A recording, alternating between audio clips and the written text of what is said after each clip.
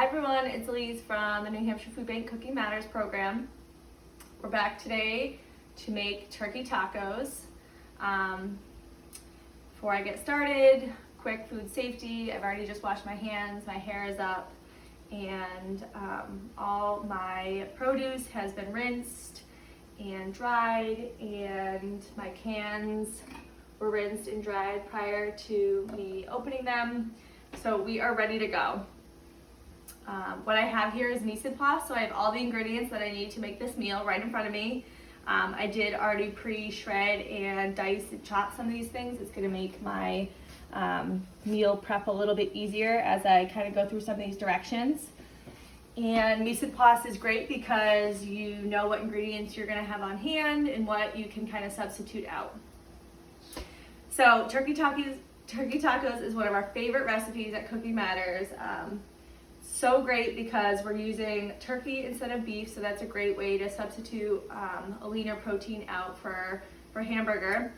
And we're also adding so many different veggies to it today that kind of stretch the protein a little bit farther and allows for you to get some of that extra nutrients and fiber into the meal.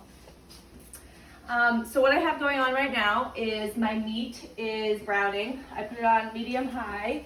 I sprayed a little non-stick spray on there and put the turkey in it, and we're just waiting for it to brown up.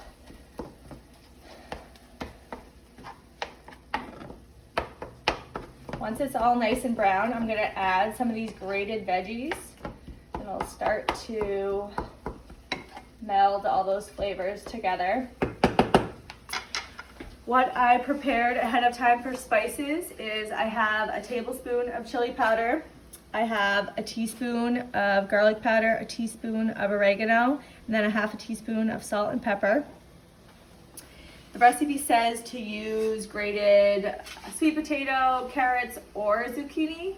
I like to add all three. I think it's a great way to just stretch your food dollar a little bit further by adding these different veggies to the turkey, and it makes a little bit more of the product. Depends on how many you're cooking for, I suppose, but I bought a pretty big sweet potato, and this is only half of it here, so you can use this for something else. You can throw it in a soup, dice it up, add it to a hash, or throw it in the oven and make sweet potato fries. Shredding is one of those things, especially if you have kids in the kitchen, you just want to be careful of your fingers. I always try to, once it gets down to the bottom, keep my fingers away from it. So as you're shredding it, just be aware of where your fingers are, and especially reminding anyone else that's in the kitchen to be aware of that. The recipe might call for you to peel your carrots or your sweet potato or some of your other veggies. I don't ever do that. I think I just give them a really good rinse. It's just a little extra food there that you're not throwing away, and there's a lot of nutrients found in the skin. So I don't oftentimes peel them. It's just one extra step that you don't have to do. And then looks like we're almost getting brown here, so I'm gonna add these veggies.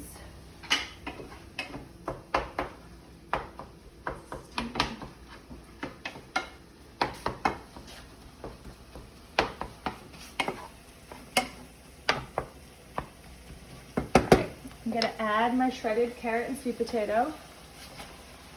All those beautiful colors.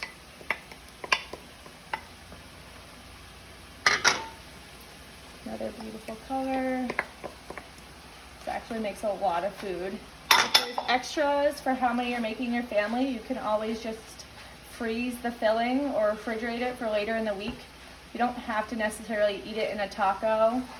You can put it on top of rice, or add it to a burrito, or just even have it without some sort of shell, even though it'll be a little bit more filling if you add a grain to it. All right, so while that's stirring up, I think now we're going to want to add our spices. And even I added maybe a little bit more veggies than the recipe calls for. It says 1 medium carrot, small sweet potato, or small zucchini. So you can always add a little bit more spice in there if you think that You added more veggies than what the recipe called for. Mix that around. And this is also where we're gonna add the canned tomatoes. It'll be a full pot. Canned tomatoes and the beans. Beans are another great way. It's just another veggie and another protein and fiber.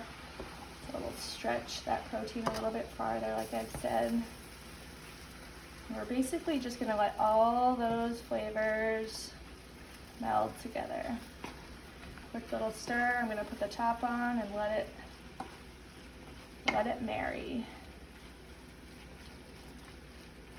All right, that was awesome. Can't wait for you to see the finished product. Top is going on. And another activity or two that your kids can be involved in is getting a safe knife for them, depending on their age, and having them shred the cheese, shred the tomatoes, or even shred or peel with their hands. They could tear off with their hands this task. I think it's a great way to involve kids in the kitchen and be part of that process, especially when you're cooking. They'd be more excited to try it and taste it. If not, you can always do it yourself. Let's see, I'm gonna have my bear claw in my left hand, non-dominant hand.